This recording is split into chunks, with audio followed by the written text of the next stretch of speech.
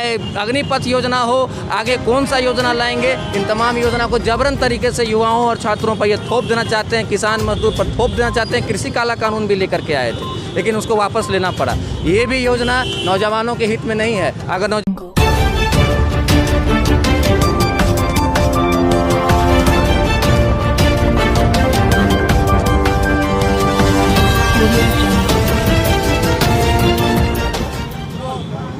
आपका पूरा परिचय दीजिए। हमारा नाम लोकेश आनंद हुआ। ऑल इंडिया स्टूडेंट फेडरेशन के हम प्रदेश महासचिव हुए।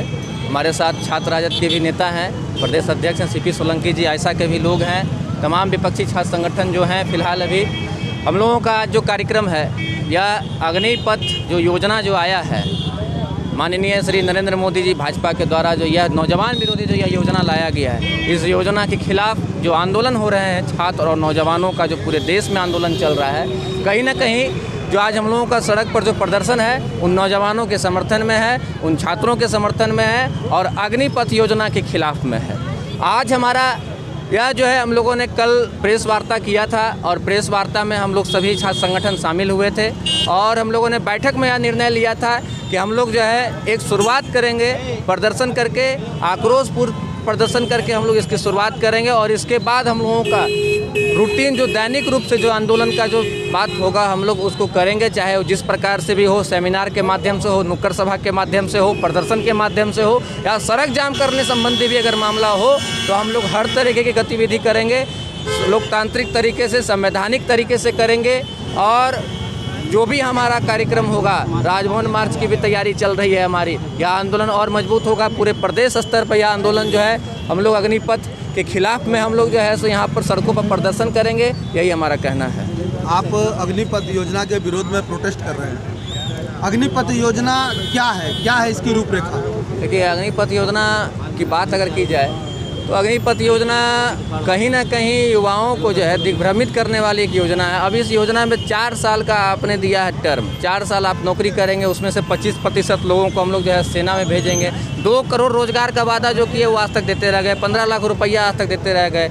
और जो 4 साल जो सेना में नौकरी करेंगे, वो 4 साल में 25% आप उसको सेना में भेजेंगे, यह हमको कुछ खटक रहा है। यह बात साफ तौर पर एक चीज़ कहना है कि अग्निपथ योजना जो बनाया गया, यह योजना बनाते वक्त अगर तमाम जो विपक्षी छात्र संगठन हैं, विपक्षी पार्टियां हैं, उन सब के साथ एक बैठक होनी चाहिए थी। अभी हाल में एक न्यू एजुकेशन पॉलिसी भी आया था और उसको शायद लागू भी कर दिया गया, लेकिन न्यू एजुकेशन पॉलिसी को लेकर के भी कोई बैठक नहीं की गई।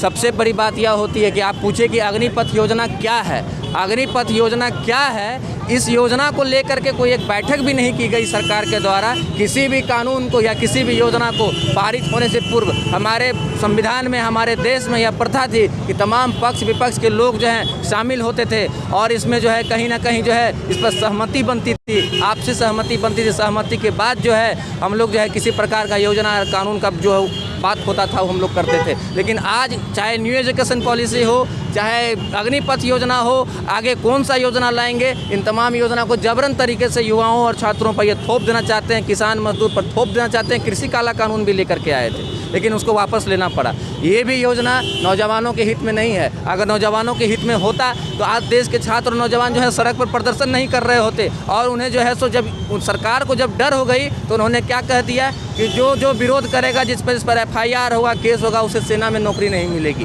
क्योंकि वो कहीं ना कहीं सेना को डिस्टर्ब करते। सबसे बड़ा सेना को डिस्टर्ब करने का काम आपने किया है। कहीं ना कहीं सेना को भी आप कॉरपोरेट के हाथों आप बेच देना चाह रहे हैं। कहीं ना कहीं जैसे सेल भेज दिया, बेल भेज दिया, तमाम सरकारी संपत्तियों को आप बेच रहे हैं, उसी प्रकार से आप कहीं ना कहीं सेना का भी आप बाजारीकरण कर रहे हैं, उसका कॉर्पोरेटाइजेशन कर रहे हैं। रजिस्ट्रेशन चालू है, लड़के लोग रजिस्ट्रेशन करा रहे हैं, तो आप लड़के लोग रजिस्ट्रेशन करा रहे हैं, कौन लड़के लोग रजिस्ट्रेशन करा रहे हैं वो देखने की बात है। और अगर जब विरोध हो रहा है और सरकार कहीं ना कहीं डराने का भी काम कर रही है, उन पर जिस तरीके से भी हो रही है, कहीं ना कहीं कहता है कि उन्हें जो है सो उन पर सेडिशन चार्ज लगा दिया जाएगा। अगर कोई विरोध करता है तो उस पर सेडिशन चार्ज लगा दिया जाता है। कोई अगर विरोध करता है तो उसे जबरन तरीके से उसे केस फंसा दिया जाता है। तो आप युवाओं को डरा धमका करके उन्हें जो है ऐसा आंदोलन करने से आप रोकना चाह रहे हैं और आप जबरन तरीके से कहीं ना कहीं फॉर्म भरवाने का भी काम कर रहे हैं। लेकिन फॉर्म जो है भराने की बात जहाँ तक है, जो विरोध कर रहे हैं, क्या वो फॉर्म भरेंगे?